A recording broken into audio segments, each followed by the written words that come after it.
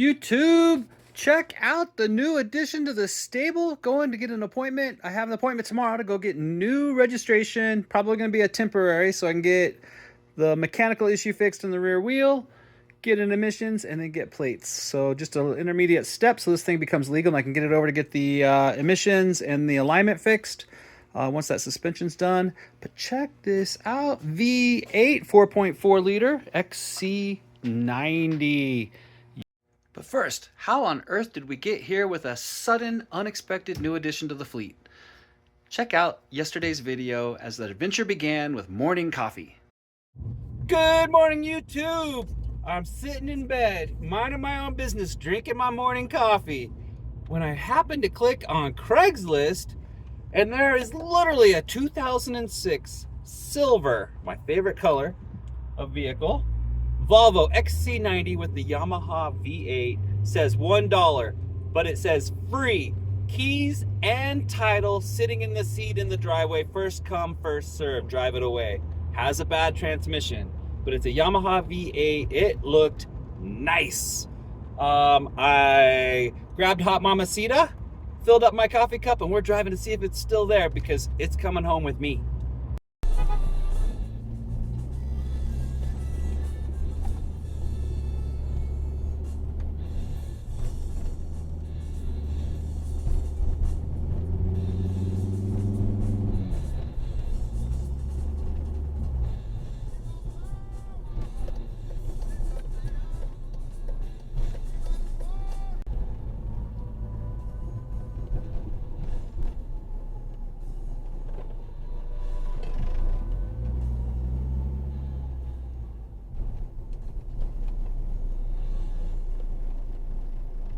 All right, our new, we're gonna call this the Casa Bonita XC90 with the Yamaha V8. Drives a little funky, needs an alignment, tires are kind of goofy.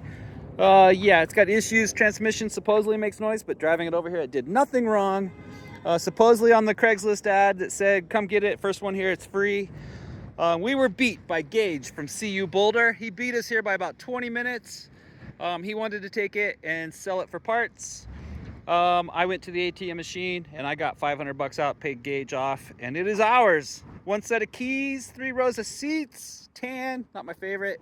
There's actually an oil filter back there in the compartment for the 3rd row of seats. Let's see, I don't even know how to open the hood on these V8s. Is it inside? Where's the catch? I don't even know where the catch is at on these. I just know it's got the Yamaha V8. Let's see if I can find a release. Is that it? There it is. There it is. Big bad boy Yamaha V8. Yeah, gonna figure this one out. Got a project car for the channel. Thanks, Gage. Hope you subscribe and you can comment down below as this thing comes back to life. Thank you, Casa Bonita. All right, YouTube, in my new Casa Bonita, still in the parking lot of Casa Bonita, checking out the codes. P0089 fuel pressure regulator, that's an easy. And P0193 fuel rail pressure sensor, that's easy. That's it. P0193 pending. That's stored. Okay, so we're gonna exit those. We're gonna go, I think there's an issue with the transmission, so we'll go check the transmission log. AT, read codes. No codes in the, hey, no codes in the transmission. None. It might just be transmission fluid and engine mounts. Erase codes, are you sure? Yes, yes.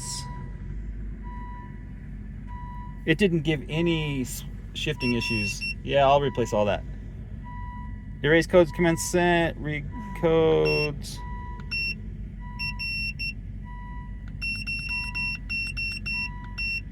Read codes. No codes. Okay, we're good. I'm gonna drive home. All right, we're taking back roads because apparently at highway speeds it does weird shit. We'll find out. All right, YouTube, but I'm pretty sure it's not the transmission that is the problem. We are driving home. I got up to almost 40 miles an hour and the whole rear end of the car became unstable. Turns out what it was, my wife is following behind me. Hot Mamacita's back there and Ragnar following in the back window. She said the left rear wheel got all wobbly. She could see it. So I stuck my head underneath there, looked around. The lower control, not control arm, not a control arm. It's the one that adjusts I actually have an IPD replacement for it. It's not the lower control arm. It's the you can change the alignment with it. It trails on the back of the axle and above the lower control arm. So on the rear end, it's snapped. It's missing a chunk of it. So everything looks fine under there except for that lower control arm is missing. So we're gonna drive home nice and slowly and get this thing home. And not gonna approach 40 miles an hour. Check engine lights back, but it's probably that fuel rail, so we're probably good. I could smell a little bit of burning oil. It looked like it might be over full. All right, we've driven probably 5 miles. We're maybe a third to half of the way home. I'm driving 30 miles an hour so it doesn't lose control of the left rear wheel.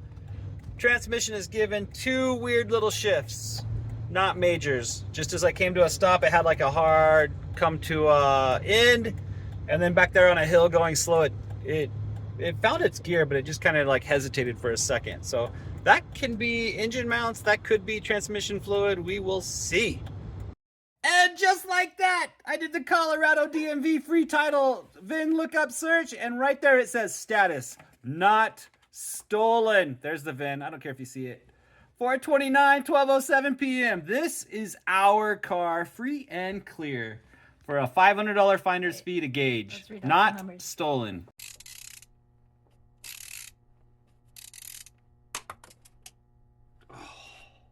All right, YouTube, I figured out how to pull some covers off. It's definitely oily, leaky, but from what I can tell, that's normal for these. FCP sells a seal kit for the timing cover and the cam covers.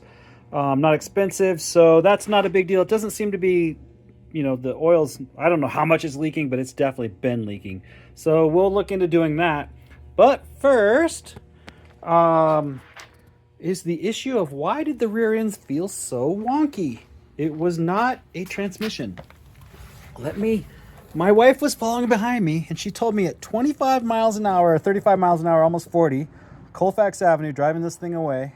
You can tell this tire is really worn. It's a big clue. She said this tire looked like it was about ready to fall off, and that's what it felt like. I thought it was transmission or hull decks or something related. But let me reach up here. Do you see something missing? Look at this. That's my left control arm. It is completely broken right here. They backed up and hit something, and they have messed this up just a wee bit right here. But this control arm is completely flexed and broken, and at 35, 40 miles an hour, depending on the road surface, this wheel is no longer stable. So we drove home the whole way at 25 miles per hour, and it was fine. Ordered this online from FCP Euro, that side, this side. It was 550 bucks shipped. Should be here next week. And we will get that on there and then get this over to get an alignment. And I'll just do both sides, take it over for an alignment, and then we will go get this thing titled. And then I'll start worrying about oil leaks and the fuel rail pressure sensor and all that kind of good stuff. But this thing's kind of fun. I looked it up, 4.4 liter V8 made by Yamaha, double overhead cams, 60-degree offset on the V8, and a whopping 311 horsepower. That's more than the T5R by a little bit, stock. So yeah, there's a lot of oil leak issues with these engines, so I might be in for a little bit of work, but we will see what's going on. And window sticker here has Baker Garage. This is a specialty Volvo shop in downtown Denver. I think it's in the Golden Triangle area, kind of Broadway-ish. I'm not exactly sure. I've never been there, but I do know of Baker Garage. They're like a Swedish Motors or Voltec or Dynamic Imports, but just down in downtown Denver. So someone has taken care of this car before it ended up being for free on Craigslist. I don't know the story on it, but we'll do a little bit more research, see if we can figure it out. 18-inch wheels. I think that's kind of standard on the XC90s. Oh, I'm loving this. This thing turns out to be free. Loving it. All right, parts are on order from FCP Euro. Air filter, that air filter that came out of it is disgusting. Oil's coming out today because I'm not sure how old it is. Probably going to do a tranny drain and fill today and see what it looks like. Gonna check out some power steering fluid. Coolant looks to be okay so far. Suspension part is ordered from FCP Euro. It should be here next week. As soon as I get that done, I can get an alignment and emissions test, because that wheel is not stable above 25-30 miles an hour.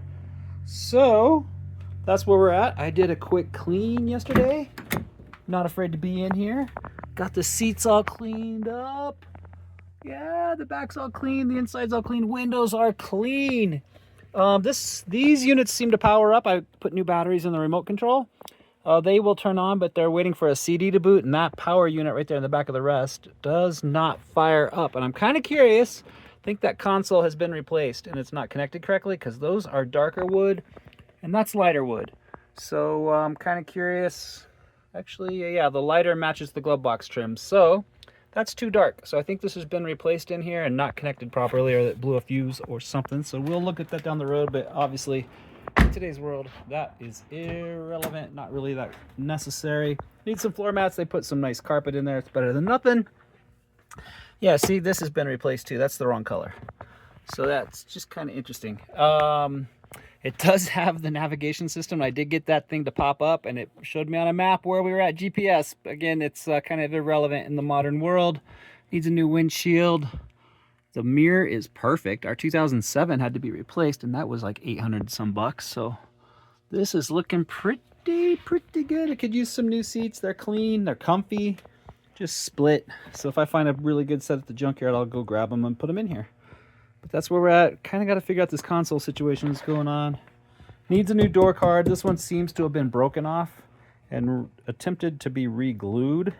And I did discover there's a screw holding this in. It looks like they pried this open to get to a speaker rather than popping. There's little clips down here that open up and allows this entire chrome piece to come off. And then there's two screws back there, and then you pop it with a putty knife all the way around. So they did not do that correctly, so I'll grab a new one of these when I get a chance. But yeah, that's where we're at. It's going to need new tires. Not immediately, but definitely this one with the wobbly control arm has been treading itself and wearing itself off on the inside. So looks like they've driven about 8,000 miles on these tires. And they are not good tires. So yeah, that's where we're at. Hey, YouTube, shh, be quiet. I think Hot Mamacita's onto me. She heard me talking in the garage, and she's trying to track me down around the house. I need money to repair that car. Jump down there real fast. Hit that subscribe button. Come on, let's monetize this. All right, I looked under last night, and I could tell it was wet. All the typical V8, Volvo V8, 4.4 liter oil leaks. Stuck some cardboard underneath there, and you can see all the dots. So yeah, she's got some leakage. So first things first, we gotta get it roadworthy and legal. And then we'll do some oil gasket changes, valve covers most likely, but we'll take a look at this and get things started. All right, YouTube, here's my first look. Just got down under here. I was gonna just let it drain and do a little update on what I saw, but it is so freaking oily. I'm really hoping it's not the rear main seal between the transmission and the engine, which should be like right in here somewhere, right in there. I'm not exactly sure yet. I'm gonna open this up and let it drain. I'm hoping it's just on the bank on the front, and it's just working its way back. Right? Let's hope for that. And I know that these oil pans, that's leaking most likely. We're gonna clean this up and see if we can find out where it's actually leaking from. But yeah, it's wet, very wet. It didn't smell that oily when I was driving it, which is kind of funny. Check this out. When I pulled this off, this washer, it kind of got compressed. I had to use a pair of pliers, channel locks, to grab it so I could unscrew it without messing up the teeth or the threads here. So I think I got it pretty good.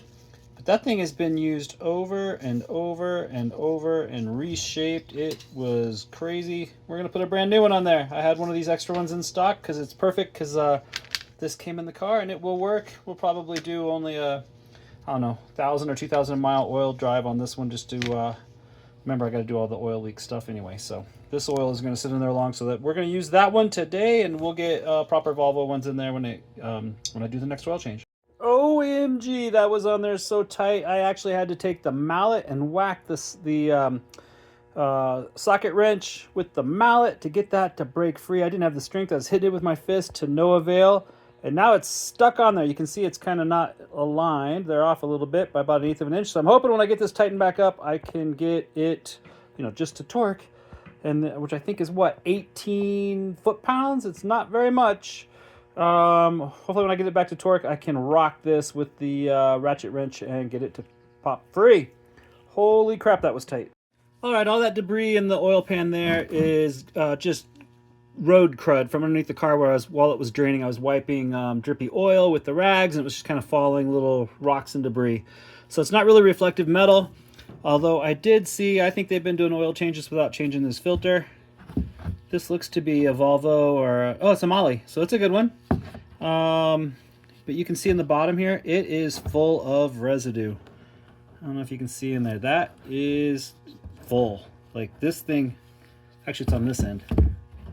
See that? That is full. So I think they've done several oil changes without changing an oil filter. That thing was so freaking tight. I was able to tighten it up to just the 18 foot-pounds. 18, it's supposed to be 25 newton meters, 18 foot-pounds. Got it there, pop that off. Yeah, I'll probably get a different one of those plastic ones because it's kind of rounded out from being on there way too tight over the years. 26 foot-pounds on the new gasket crush washer on the back one. I am going to pour this out and see how much oil is in it. It's supposed to be 7.1. I'm kind of curious what came out. And then the oil doesn't seem to be all that old. It's not as black as it looks on my finger. It's kind of reddish brown, and it had that slight detergent smell to it. So it's probably, you know, it's in that 1,500 to 2,500 mile range where the oil hasn't fully turned black and it still has that detergent qualities to it. So it smells like, honestly, it smells like Mobil 1. That detergent smell to it. So it seems like they put good oil in it, but they definitely haven't been changing this filter. All right, so it pretty much had right at 7 liters of oil came out of it as I drained, just kind of filling up old jugs and looking at what was coming out. So about 7. I am going to put in 10W30 because it said in the manual that they recommended the 10W30 instead of 5W30 for the summer, especially if the temperatures are going to exceed 86 degrees Fahrenheit, and that's going to happen quite regularly. We're right on the cusp of that here in Denver, so just going to go ahead and with 10W30 for the summer months. We'll flip back to 5W30 in the winter. Or actually, maybe I just run it. We'll see what happens. I'll ask Volvo Brett, or chime in down below and let me know your thoughts. All right. Do these engines just splatter oil everywhere? Because every time I had this filled up with, I put 6.5 liters in there, expecting it to be low. I could just see it at the bottom of the little hashtag markers there. And then when I got back, started it up, the oil pressure light went out, so it's got oil pressure. Put this back in and it's got oil all over the freaking place. So it started out just in the bottom, now it's everywhere. So it looks like this thing just sprays oil everywhere up inside there, which is probably a good thing. I don't even know if this is the right dipstick. I ordered a replacement because it's all janky. Bunch of wire at the top holding it together. I'm not even sure if it's the right one.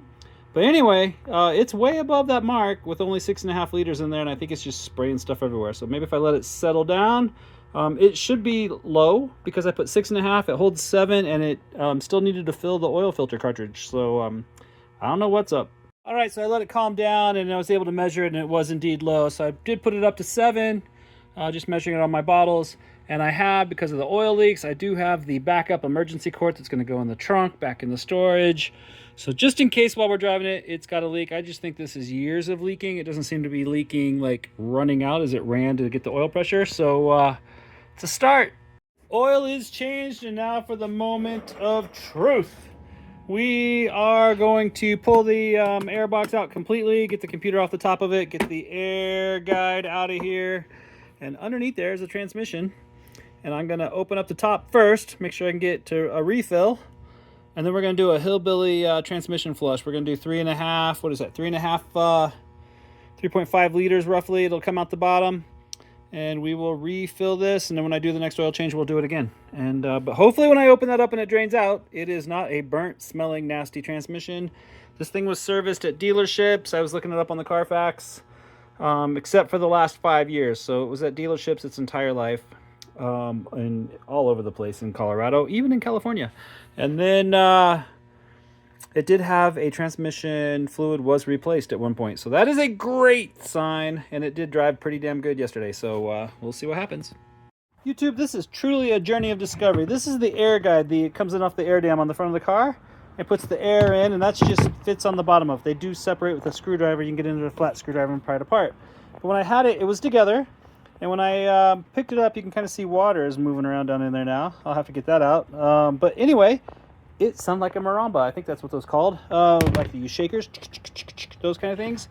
That little offset chamber basin was full of seeds and pollens and not trees, but like leaves, bits of leaves.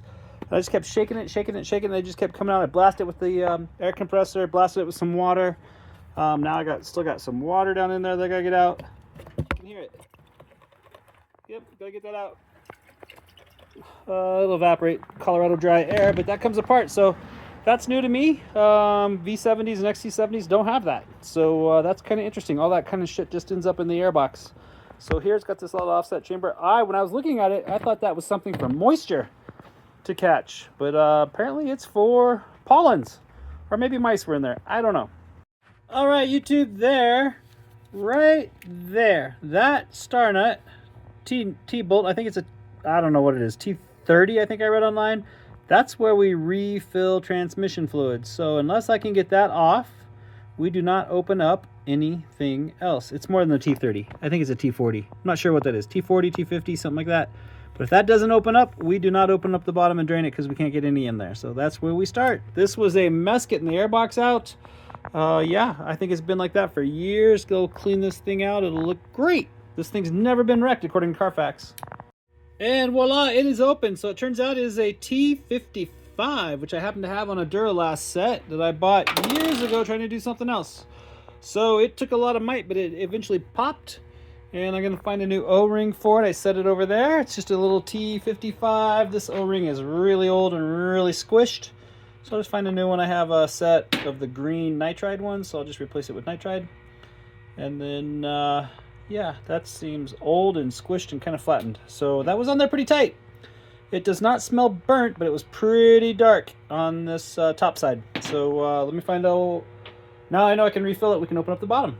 Oh, one step forward, two steps back. So I got under here in that T40 in the middle. That's the transmission. It's a compounded plug. So the center one is a T40, and when you get the transmission fluid up to temp, which is 50 degrees Celsius, or it's 50 to 60, I think, degrees Celsius, you, with the car running, and it's been warmed up and run through all the gears and got up to temp, you open up that center one, which is a T40, and let it drain out the extra fluid until it stops. And then the outside one, which is the hex, and I think it's a hex 17 if I remember right, that outer part of the compound plug opens up to let it all drain. So it's basically got a really tall insert in the middle of it, which is the proper height for the transmission fluid. So got under here and that was stripped. I gave it one attempt with the T40 that I stuck in there. There's a brand new T40 and it just shredded it. There's nothing left. It was already stripped. So someone has over tightened that, and yeah, so it's not leaking, but I'm pretty sure that we can probably just vice grip that damn thing and pull the whole hex 17 out and put a brand new one in there with a whole new outer and inner part of the dual core plug. That's where we're at. Major setback. I'll do some research. I might save this one for the pros, Mr. Brett or Dynamic. With that in mind, obviously we're not going to be refilling because we're not going to be draining. So I'm going to put this back together. I'm going to put the seal back on there, put a new O-ring on the plug over there on the washer, dryer. Put that back on there, and we'll figure out what to do on that one next after we get it running. Obviously, I'm waiting on parts to come in from FCP Euro for the rear control arm link. That sets the stability on the toe on the back wheels. So that thing is broken, and for fun, I'll show you some videos. Oh.